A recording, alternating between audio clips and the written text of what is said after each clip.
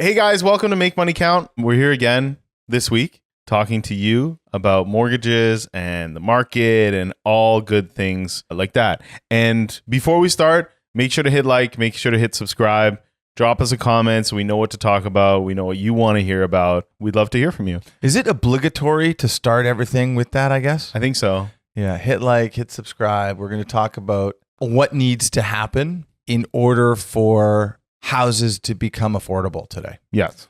What needs to happen in order for the real estate market to come back to life? Because I think that if you're talking to most people right now, they'll tell you that as much as everyone was looking forward to the rate drop, it didn't do anything. Maybe a little bit psychological. Like we don't live in a utopia now that there's been a 25 basis point rate drop. Yeah. What needs to happen? Yeah. Right. And I'll say just before you begin, if this podcast is anything like your outfit today, I'm very excited about it because you look great. Really? Yeah. Thanks, man. You look great too. Thank you. Yeah. Thank you. All right. Well, I know that there's a lot of really exciting charts that Marcus has to go over. Again, from our guy, Axelan. Yeah. My Substack crush. Yeah. I sent him, he watched our video and he loved that we called Substack the OnlyFans for nerds. OnlyFans for nerds. Yeah. He thought it was hilarious. He's actually a really cool guy. Yeah. What I want to start talking about is what needs to happen in order for real estate prices to stabilize is we need to have a better balance between supply and demand, right? Right now, there's a ton of inventory that keeps flooding the market and the demand still isn't there. Like TIFF gave us 25 basis points. TIFF, we need more. We need more for people to be able to afford real estate. We need more for investors to be able to go back into the market. We need more. And when I say we need more in the way of rate cuts. I think that you'll see from the charts we're going to show you today that without another 1 to 2% drop in rates from the Bank of Canada, so our prime now is at 6.95. Yeah. That means we probably have to get to, just shy of 4.95. We need to have variable rates that are 3.95. Oof. Yeah. And I think then we have a more stable market. And then I think that many things will solve themselves. Right. This supply demand issue that we have right now, you're going to see from these charts, it's no longer affordable to have a property. Right. It's not. Rent, own, whatever it is. Just interest rates are way too high. Right. That's what happens when you blow out one variable in the equation, right? And that's what we did to interest rates. We wanted to kill the economy. The economy is killed. And whatever we do now to bring that economy back to life, it's not going to happen tomorrow. It's going to take some time in order for the economy to come back to life. Let's look at the CDOR market. Okay, CDOR market. So if the CDOR market is right, the real estate market ain't coming back in 2024. Baby, you heard it here first. If these traders that are monitoring the BAX contracts have anything to say about it, the real estate market is dead until at least the spring of 2025. I hope you're wrong, Max CDOR traders, because you've got an implied probability of 3% that the Bank of Canada is going to drop another 75 basis points. We need those 75 beeps, baby. Yeah, we need it. We need them. I want like a nice chunky 50 basis point drop in July. I think that would be exciting. Like a nice summer present for all of us. I would probably light off fireworks in here if that was the case. Oh my God. Screw the sparklers. So hopefully this is wrong and we don't have to contend with only 50 basis points by the end of the year. And I think that this is wrong. If you can bet against this, bet against this. Now, I'm going to show you why. Okay? Austin, pull up affordability for me. Shouldn't you have your pen in your hand too? Sorry. Yes. Damn it. Pen in hand. All right. Okay. So check this out. Okay. This is Toronto housing affordability. This is another chart prepared by my new BFF, Alex Axelan. He even wrote on there, prepared by Axelan for Cannect. And listen, if you can support this guy. Yeah. Like he clearly loves what he's doing. So if you can go over to Substack and, whatever you do, just like follow him, give him a little bit of money, subscribe. It's not expensive and it probably means the world to him. Not necessarily from the money aspect of it, but just from the validation that this amazing work that this guy is doing is being appreciated by For sure me, kind of Justin, and okay with hopefully you. But before you go over there to subscribe to his, make sure you subscribe to us and hit like. Okay, so check this out, okay? Toronto Metro housing affordability. This is the percentage that mortgage payments have gotten to relative to income. That's crazy. Fuck you, mortgage payments. Like, look at this. Man, we just had a rate cut and we're still at 70% of income. Average 70% of income is a mortgage payment that is, never mind, unsustainable.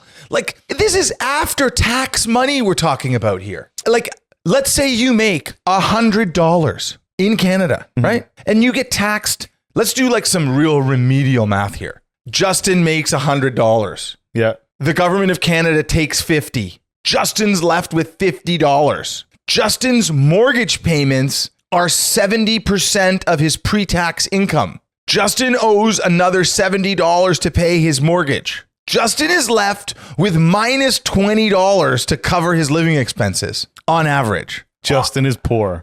Poor? Justin is dead. Destitute. Yeah. Justin is dead. It's ironic that we use the name Justin because in this case, representative of the federal government, a guy named Justin, is killing us. That joke lives on forever. Every time I talk to a client, he's like, wow, I hope you're not going to do what Justin did. The other Justin. Anyways, so like, let's look at this chart. Let's absorb this. Let's fully appreciate this chart. Okay. Since 1996, we have abided by the general average of a 32 gross debt service, right? 32% of everyone's income was going towards their housing. We underwrite mortgages like that. And sure, listen, sometimes for BFS, you can go a little higher. For lots of assets, you can go a little higher. You can be comfortable going higher because people have a reserve of income, right? I mean, a reserve of assets, a reserve of capital. Yeah. Technically, it's 39 with the banks. 39. Okay.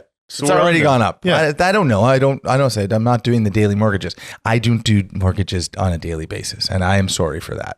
You're forgiven. I try to do all this other garbage. Yeah.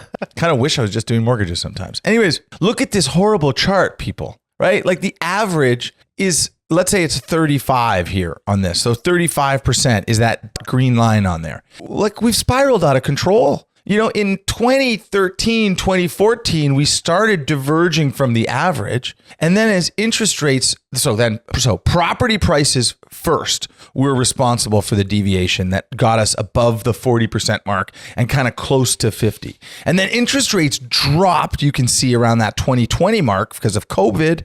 And then after COVID, we had to pay the piper. Right? Remember, people, we got led down a long, dark hallway by some people that thought they were a lot smarter than all of us and were controlling the economies of the entire G7. And all of the G7 nations moved in concert to print more money and to lower interest rates and create an environment that allowed everything that was unhealthy in an economy to grow. And in order to stamp all of that unhealthiness out, the only solution is to increase interest rates. So we just lived through this period of time where interest rates shot up to stamp out all the unhealthiness that we created. The people we voted in decided to follow along and create this unhealthiness in our economy. And now we have to stand by while they stamp it out. So we believe it's all been stamped out now.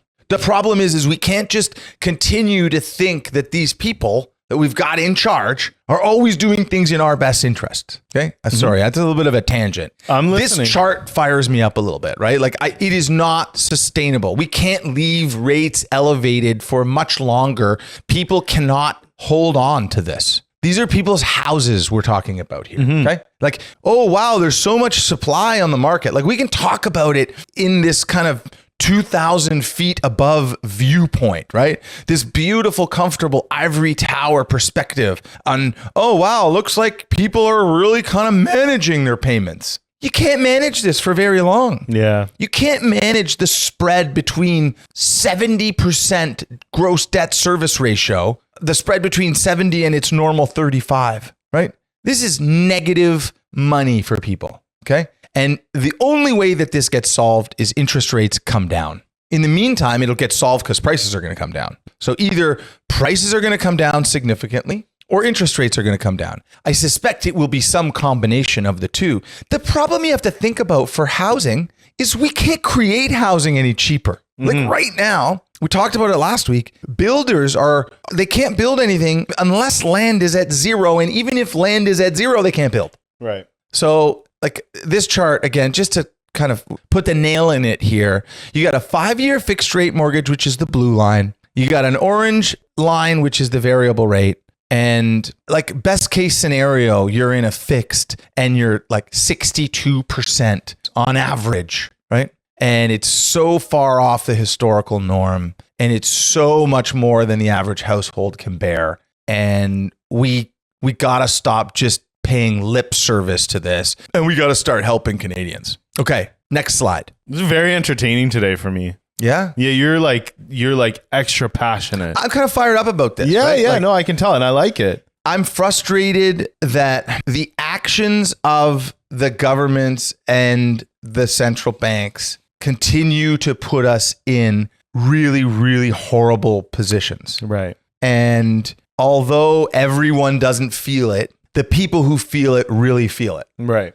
And some of these charts show just how broken things are right now. Right. And for us to just say, oh, we're going to get 25 basis points, everything's going to be great when we get 25 basis points. It's not true. Yeah. We got 25 basis points. Psychologically, it tells us we're on our way to getting more, but we didn't get more. Yeah. And until we get more, people are still going to be selling properties and people are still going to be waiting to buy properties. Yeah. And while that happens, prices will continue to drop. And sure, listen, prices will drop. But when prices drop, you can see it, right? No building permits anymore. Right. Nobody's applying to build anything right now. Right. So that's what happens when prices drop. So this whole supply problem that we have for housing, okay, watch prices drop and watch how little supply comes online. So again, we're unable to prepare for the future because we had a knee-jerk reaction in the past, and we're going to continue just doing more knee-jerk reactions. It's like we're destined to fail because of the constant knee-jerk reactions to whatever's happening in front of us at that exact moment. I would love to put you in a room with Tiff Macklem and just see what he has to say. Listen, I don't know that it's Tiff that's the guy that's making the mistakes. It's the serpents. Who are the serpents? Just kidding. The reptilians. Oh, the reptilians. No, yeah. No, I mean, that's like version 5.0 of a conspiracy. Yeah. I'm just telling you that for sure, Yeah. there is an agenda that gets created when the leaders of the G7 get together. Which is happening right now, no? Yes. I don't know. Anyways, when the leaders of the G7 get together, there is an agenda that gets created. Right. And there's this thing called groupthink, right? When a bunch of people get together in a room and they all share one idea, they just continually reaffirm that idea is the best idea. Right. And they all just pat each other on the backs, and the crescendo of this idea just stronger and stronger and stronger. And in the end, you're left with this idea that they are so confident that they're going to shove down everyone's throats. And what happens when the idea isn't the best for the greatest number of people? Right.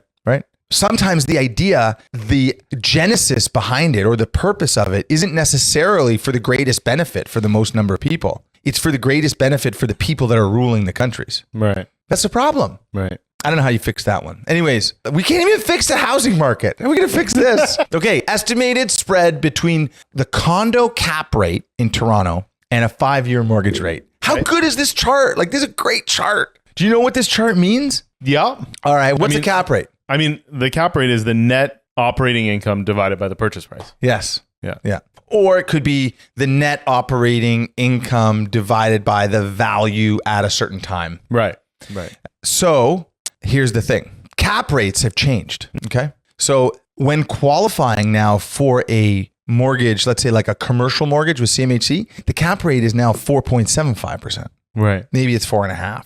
Used to be in the 3s. Yeah. Okay. Everything's shifted now. The problem is the 5-year mortgage rates are so high that if you have a condo in the city of Toronto, you have a negative cap rate, right? Even though rents have gone up, the income that you're generating on your condo, okay? And this, again, Alex did a great job, right? It shows you the best available mortgage rate and then the best available variable rate. Because we know there's too much of a spread between the variable and the fixed, right? Right. So what I see on this chart is that the only thing that is going to move that cap rate is if we see interest rates move by 2%. Right. If we see interest rates move by 2%, we will get above zero on the people spread. Breaking even. Yeah, zero on the spread between the cap rate and the mortgage rate. Right. So I think in the short term, housing prices are going to keep going down. Right. On average,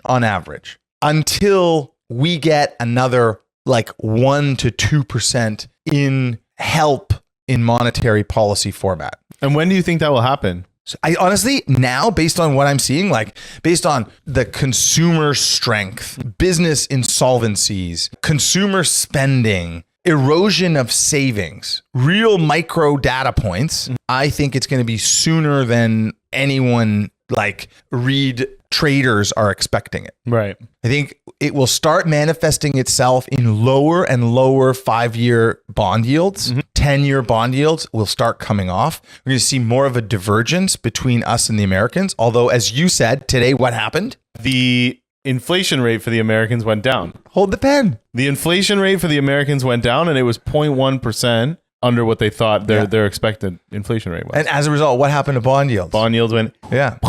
So less of a divergence than we thought, right? That was powerful, by the way. I know. We should be we should do use a Connect pen for this next. Yeah. But less of a divergence than we were thinking, because some of their numbers are coming in like a little bit worse than expected, which is good for the fight against high interest rates. Right now, we kind of have to crusade against this, right? Again, it sucks that like we really don't want to see central bankers have to like decrease interest rates to such a degree. But it in this case, like if you want stability in real estate prices, we're going to need to see something come off on the overnight rate and therefore the prime rate. So I think we should have I wish somebody would go through some of our old clips and clip some of the things that I said that have come to fruition. Yeah.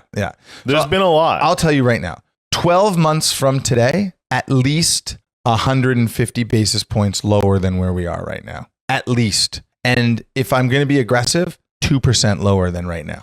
Austin, can you put that in your Google Calendar for 1 year from now? Yeah. So that we can clip this. June 12th today? Yeah. June 12th of 2025. I think that if you want to bet we're 150 basis points lower, could be 2 percentage points lower. Done. Yeah. Prime rate 4.95 June 12th, 2025. And this isn't going to create like some massive run in the real estate market. Yeah. It's not happening because we're at the same time, like you can't put the brakes on an economy and expect it to roar back to life right away. It's not going to happen, right? We've got fundamental problems that we've got to solve now. Unemployment keeps ticking up. And we gave 25 basis points of monetary policy. That's not going to solve things. Okay, last one that I want to show you the spread on. Okay, so this is the difference, and it's just crazy, right? Like this is the difference between a condo's cap rate and the government of Canada's 10-year bond yield. First, before we look at this, Austin, I mean,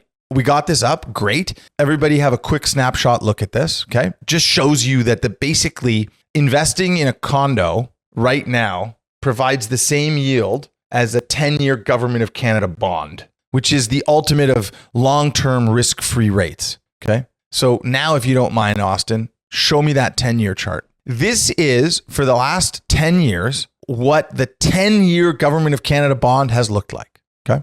Right now, we are below 3.5% on the 10-year, which is great, but we need to get a little bit lower. Right. And that will happen with a reduction in the overnight rate. It will happen with reduction in the 5-year, return to a little more stability. Again, we don't want to shoot down too much, but if we can get this 10-year down a little bit lower, we can start seeing some benefit come to investing once again into the condo market. Right. But way more important than that, if you want to flip back to the affordability chart, way more important than that is this cap rate is getting killed because of how expensive it is to service these things, how expensive these condos still are, right? What we are going to need to see is we're going to need to see interest rates come off. we know prices are going to continue to come off a little bit. Prices aren't going to settle here where they are. Especially for condos. Yeah. Like what we saw happen is from kind of that weird thing that happened with all the free money during COVID, that up, I think it was like, I wrote it down. The peak of our market was in February of 2022. So from February of 2022 till now, it's all been downhill. But February 2022 was like peak fervor in the marketplace. And from there, February 22, we had really low interest rates and we had really high property values. Right. And since then, property values haven't come off as much as they needed to. Right. And interest rates have shot up super high. And the market is still holding on. A lot more of condos that I'm doing right now not coming in at value. Pre-construction, not coming value. Yeah. Which is terrible. Yeah. It's terrible. Listen, all of this is to say the decisions that we are making on a government level and on a central bank level are impacting Canadians. And we keep listening and we keep following along, but the numbers are really starting to show that things are breaking, right? If we indeed have a supply problem coming from immigration and from too many Canadians and not enough houses, we're not going to be able to address that problem with interest rates where they are right now. Right. And we are, by not acting, we're going to create more problems for ourselves down in the future. That's it. Pens down. That's it for the show today, man. That's all I got. That was really good. Like I was just like kind of captivated. I was listening. I can't, Were you imagine. staring at my bite? No, because I can't see it from this angle. It's hidden It's by like the it doesn't microphone. exist. Yeah. Great haircut. Thank you. We got it done at the office by my boy Gaetano, who just opened a place in Kingston, Ontario. So if you need somewhere to get your haircut, let me know. And I think that's it. Next week, I think we're going to be doing this remotely. Maybe. We'll see. We'll see. I'm excited. Don't give too much away. Okay. And I might have fireworks here alone. Oh, no, that's not till the end of July. Yeah. July 24th. Yeah, I think so. I don't know. I think so. Is it? Okay, guys. Until next week, make sure to hit like, make sure to hit subscribe, leave us a comment so we know what to talk about, like we say every time. And we'll see you next week. Thanks for watching.